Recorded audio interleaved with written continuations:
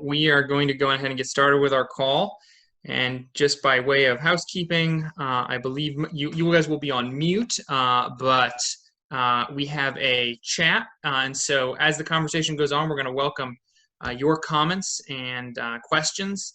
So please feel free to get on there. And when you do put in a question or a comment, just include your name and your question, and we'll share those with the congressman and go from there.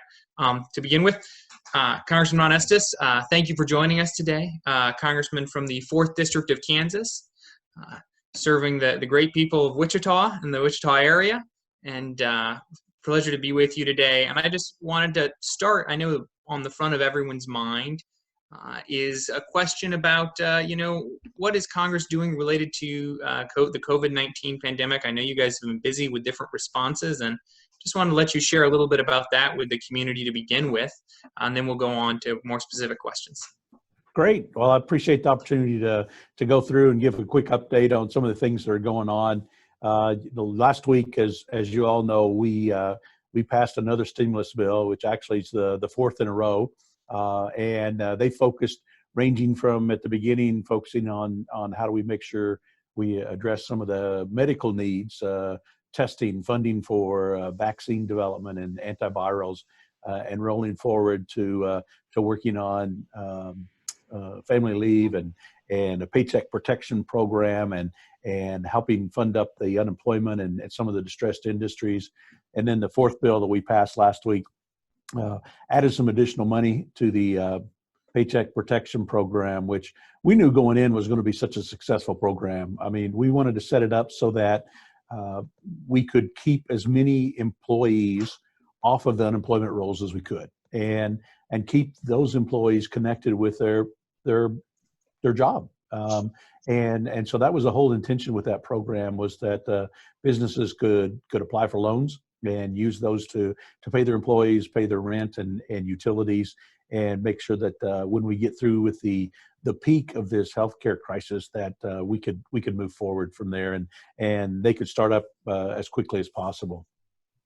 We also included some additional funding for some of the health providers, additional funding for testing, additional money for the Small Business Administration emergency or economic injury disaster program, and wanted to make sure that we help address some of those things that are out there. And so it was in total $484 billion, I believe. And so we're working to move forward to get that money rolled out. I think now is a good time that we pause, let those programs roll out, see all the money get distributed. And they're still in the process of sending out the extra $1,200 for the tax credit to people, and speaking with Secretary Mnuchin a couple of days ago, and he said that by the end of this week, between 75 and 80% of the checks will be distributed, including everybody that they had a bank account statement on, or a bank account on file for. So that's good news that money's rolling out into people's hands so that they have that. So I know that we're looking, and there's some discussion about are we going to do another bill, which would be the fifth, even though some people are calling it the fourth, and some are calling it CARES 2, but it would be the fifth stimulus bill. So I think we need to, let's focus on where the needs are. Let's see what's working before we go off with any new ideas and talking about what we need to do. Wonderful. Well, before we dive more specifically into some of the issues related to the Christian communities in the Middle East, I just wanted to ask you something. We've been seeing some positive stories from around the country, or just ways communities have been resilient and creative during this time, during the quarantine. Have you seen anything in the 4th District, any stories that come to mind of how the community has come together to respond? Yeah, it really has been. There's been a lot of things done. For example, Envision, one of our it's a local industry that actually helps support, do training programs for vision impaired individuals, and so they've got actively involved in helping get equipment and masks and protective equipment for use in the healthcare community.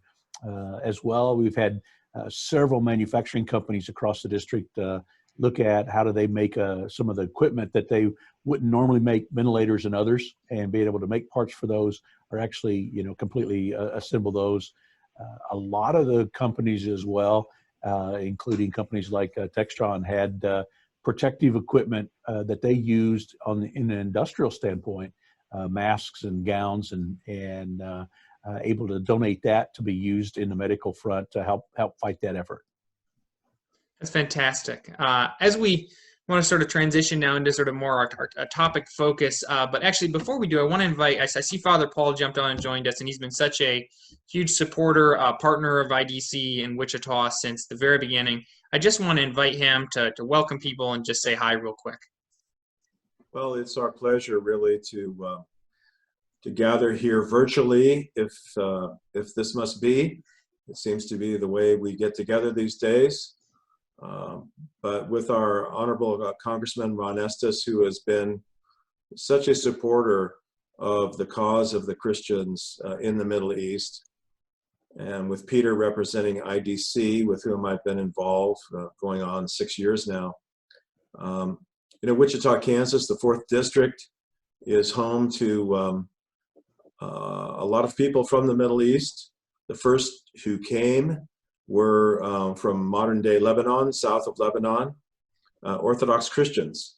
And they are the foundation of my parish community and have branched out throughout our community and are very, very influential and a very important factor in the overall life of the community of the 4th District.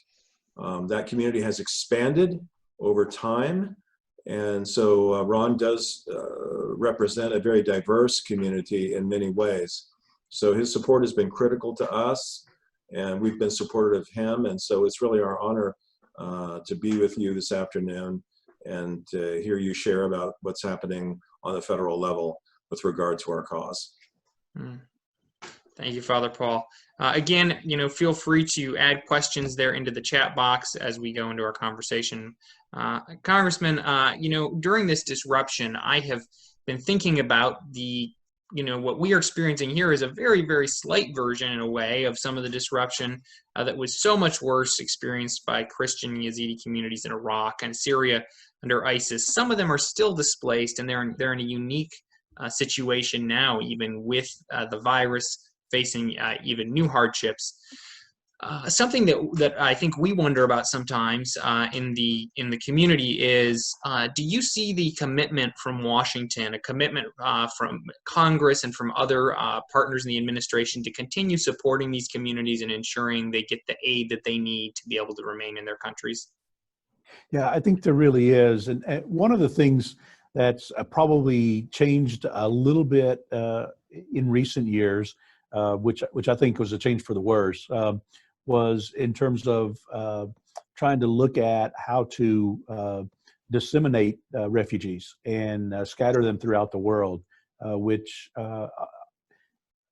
may solve a short-term problem in terms of relocating folks to a situation that's a little bit more tenable than being close to home. But from my discussions, the involvement I've had in talking with folks and refugees throughout the Middle East, is that they really want to go home, and so we want to make sure that we still have that commitment.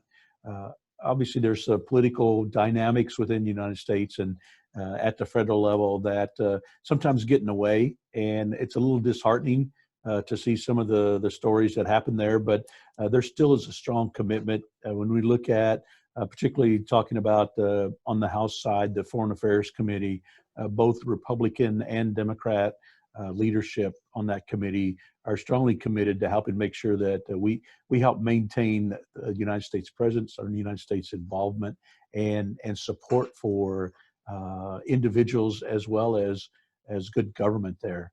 I know with the dynamics across the world, and obviously with things are different now than they were 30 years ago, with the battles 30 years ago, or contests 30 years ago between the United States and the Soviet Union. The dynamics are a little bit more complicated. You have many more engagements. You have China playing a role. You have much more engagement on the part of countries like Iran and some of the folks that really want to use their basis for religion, particularly Islam, as a means to criticize, to control, to dictate, and so that makes the dynamics and what the United States can do with our foreign policy a little bit more complicated. I've got to say a lot of positive things for Secretary Mike Pompeo and the work that he's done in that arena in terms of advancing the message that's coming both from the Trump administration as well as the direction that we're promoting from Congress. Yeah, we've obviously the former member from Wichita, and back when he was in the seat, I know he spoke at IDC events and was very engaged, and continues to be very engaged with the issue. As you said, we found him to be a great advocate for the community as Secretary of State. And to that, I want to ask, we know there's a thriving part of the community in your district of the diaspora, the Christian Middle Eastern diaspora community, is the Lebanese community, the Orthodox community there, and some Maronite as well, for sure. And one thing we're seeing right now, I think they're probably all aware of and watching closely as we are, and concerned by, is the economic the crisis in Lebanon, the coming potential financial collapse. There's a huge amount of pressure from Iran right now through Hezbollah. Are there ways that you think the U.S. can be engaged with Lebanon through our foreign relations to ensure it remains a stable place for the Christian community there? Yeah, I think that's an area where we actually do need to weigh in a little bit more in an effective manner than what we have been. As you mentioned, that Iran's using their proxies in terms of how they support Hezbollah and destabilize the country and focus on that.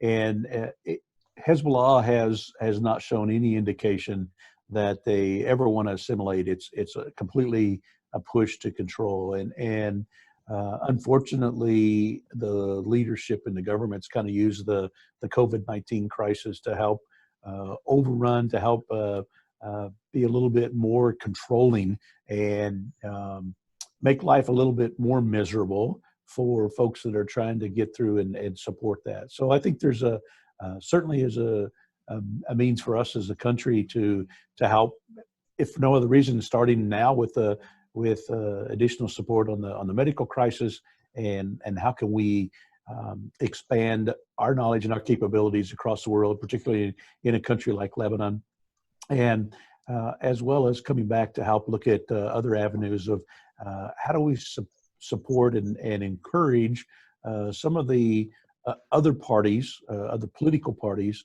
besides the folks that are being encouraged to support Hezbollah, but how do we broaden that so that folks in Lebanon that realize that they have other opportunities, and that Hezbollah, who may be trying to dictate that they're the sole source for Islam, that's not the right message, that we ought to have a broader base. People ought to have the freedom to choose what they want.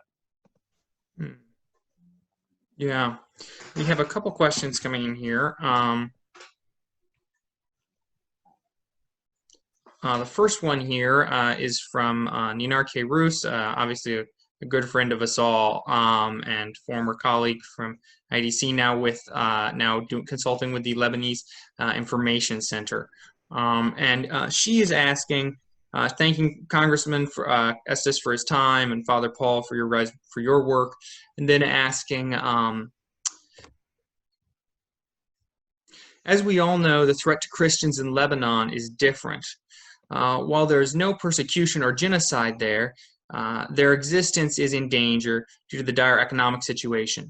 U.S. administration officials have hinted they will target Hezbollah allies according to the HIFPPAA, and that they will designate corrupt politicians under the Magnitsky Act. But nothing has happened yet. Can the congressman help make sure these legislative actions are implemented? So I think the question there is relating to using sanctions and Global Magnitsky Act to put pressure on specific members of Hezbollah and other Iranian-aligned actors in Lebanon. Is that something that you've seen movement towards there in Washington? Yeah, I think that's something that we need to be more active, more selective, and more engaged in so many things. One of the things that we unfortunately do is we pass legislation which has the right approach in the right direction, and then somewhere along the line, the enforcement doesn't work as successfully as we intended to. And sometimes it's the converse, is that we pass legislation that has pretty rigid guidelines, and you can't totally support a country or an area or a governing body that is trying to improve situations. So with Lebanon, we need to make sure that we're helping support and make sure that the bad actors, if you want to use that term, are being appropriately sanctioned, appropriately addressed, that we're trying to encourage the best procedures, the best actions to help support their citizens, and to help make sure that we provide that freedom of choice and that ability for people to live their lives and live with their families and not fear of reprisals or fear of damage and dictation from the government. Yeah, and that's such a timely comment. Even regarding reprisals, we've seen individuals across Lebanon recently suffering threats and violence for standing up to that repression. So that's so important. Question from Teresa, and she is asking about the situation of really the Armenian community that scattered across the Middle East because of the Ottoman Turkish genocide against the Armenian community, and really the Christians all across the Middle East suffered in that. And she asks about specifically if there is a federal government response to trying to aid Christian communities in Syria, Armenian communities in Syria, who have suffered recently. Even last fall, we saw many of them displaced during the Turkish incursion, and a lot of them are vulnerable, especially right now with the COVID pandemic. Are you aware of any work being done around sort of response to COVID for some of these vulnerable IDP communities? So, with all the things going on, I haven't heard of any specific programs that are being addressed or implemented for that. Obviously, as you talk about the risk, you talk about even the carry forward from the Turkey's invasion into Syria and the implications there, and the consequences of what happened to so many folks living in the northern part of Syria, and how that's caused so much devastation in terms of impact on them. But I can't say that I know specific programs that are actually being implemented and rolling forward from that regard. That may be something that we need to go back and look at when we go back into DC. With the whole situation now, I'm actually back in Wichita this week, and we'll be here again next week before we go back to Washington on May 11th. Okay. Our next question is from Father Paul, and he just asks shifting the lens a bit to Egypt, to ask you to comment on the U.S. government relationship with the Egyptian government. Obviously, in Egypt, we have the Coptic Christian community, largest Christian community in the Middle East there, and they continue to face violence, whether it be attacks from even neighbors or terrorist groups, but then they also face systematic oppression from the government there. And so I think the question is just a general question about what is the U.S. relationship there with Egypt, and how can we address some of that persecution? Yeah, I think the United States recognizes the persecution, the discrimination against the Coptic Christians, and the issues there within Egypt. Over the last 15 to 20 years, Egypt's gone through so many different transitions in terms of leadership. But at the end of the day, I'm not sure that from the prosecution or persecution standpoint, that the Coptic Christian community has been supported enough as it needs to be. When we look at how do we support the right of individuals, and particularly Christians in this particular case, looking at being able to to worship and have the freedom that they want. It should be sacrosanct that regardless of the government and regardless of who's leading or in which country that they're in, that they should support that. So that's probably one of those areas where, with all the other things going on in the world, there hasn't been enough recent visibility at a high level to talk about that we may need to spend a little bit more engagement there from the congressional side to look at that. Yeah, and appreciate you mentioning that. And I know you've been supportive of a resolution that we have supported, introduced by Congressman French Hill, raising this concern as well. And we continue to encourage Congress to review that and consider passing that into as a sort of an official opinion from the Congress. And Congressman, I want to share with you a lot of these comments, a lot of these questions have, the questioners are thanking you for your work in different ways. I haven't been able to read all of those. We have another question here from Matthew, and he also adds a thank you for your work for Christian minority communities there in the Middle East trying to thrive in their homeland. He asks, many cannot remain, and a big part of the conservative agenda right now in DC, a major part has been around immigration. And one of the concerns is curtailing chain migration and reducing some family-based immigration to the U.S. And I think Matthew's wondering, would you support maybe an exemption or a special option to expand the visas for relatives of family members who are maybe refugees of specific violence, whether it be genocide or something like that, sort of a special situation within that sort of curtailing of the broader chain migration concern? So let me talk about what should be the normal basis, and then talk about special situations that happen through that process.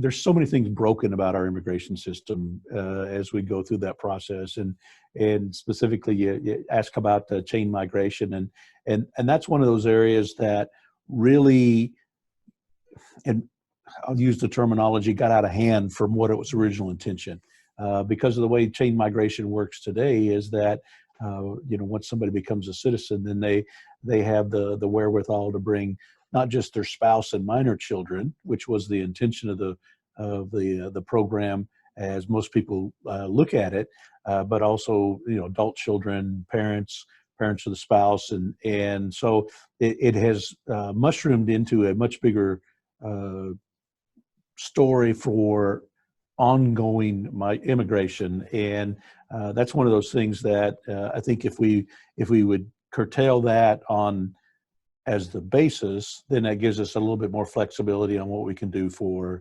other things in terms of freeing up some slots for other things.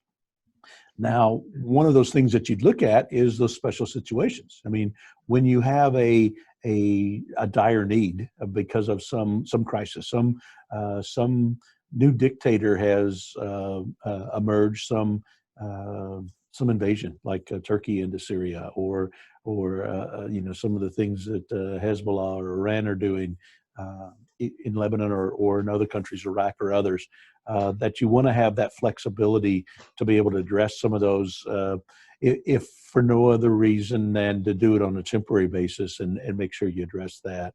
I still, a lot of the discussions that I've had is, people that have displaced still want to go back to their home. And so if you have some program that allows them some temporary sanctuary so that they're supported through the crisis, that then allows them the freedom to go back home as we get through that. So that's one of those things I think that as we look at the total immigration process, if we can clean up some of those ongoing problems, then it provides us a whole lot more flexibility on solving some of the things that flare up in a short-term time frame. Yeah. Well, Congressman, I want to be respectful of your time, so I'm going to ask you just a couple more questions myself, very simpler or maybe less heavy questions. I'm curious to know, first of all, if in your time interacting there with the diaspora Middle Eastern Christian community in Wichita, if you've had the chance to sample any of the great food that they cook. Oh, absolutely. It's great. You know, we've got such so many robust members of our community here, and when we're able to get around to the community, we've got a lot of great restaurants, a lot of great offerings that the average Wichitan who may not have ever been to the Middle East has an opportunity to partake in, and as well as being able to participate in some of the special dinners and feasts. It's always a great event, and it's just such a strong part of our community here, and it's important for all of us that we recognize that. Mm. What is the best way for the people on this call, some from your community, some not from your community even as well, just to be in contact with you, to stay up to date on what you're working on and hear from you and stay in touch? Yeah, so the best way to do that is on our official account at the House. We have at estes.house.gov. You can sign up for our newsletter, and we can keep you updated on some of the things that we're going on, some of the things that we're focusing on. I promise we won't sell your name or send it off. It's all got to be official stuff. So it's a good way for folks to keep updated, and that's one of the things that I think is so important is how do you get facts out to the broader community? Because there's things that we can see in Washington, we can talk about in committees, and if you walk out of the committee, the story that gets reported in the media isn't at all what you see in the committee discussion. So again, if you want to go to estes.house.gov, and you can sign up for our newsletter. Wonderful. Well, hopefully everyone will take the chance to do that. Congressman Estes, thank you so much for your time today and just joining us and answering great questions. Thanks to everyone who joined us on the call. And thank you, Father Paul, for being such a leader in your community there and helping us organize this. I want to just, as we wrap up, invite everyone next week on the 5th. We will be hosting a panel discussion on some of discussing sort of the intersection of some of the Trump administration's primary policies in the Middle East, and how we're sort of seeing right now an intersection of those policies in Lebanon as some of the issues there come to a head. So we'll be having a great panel discussion next week, and happy to have you all come back and join us then. Again, Congressman, thank you so much for your time, and I hope everyone has a wonderful afternoon. Thank you.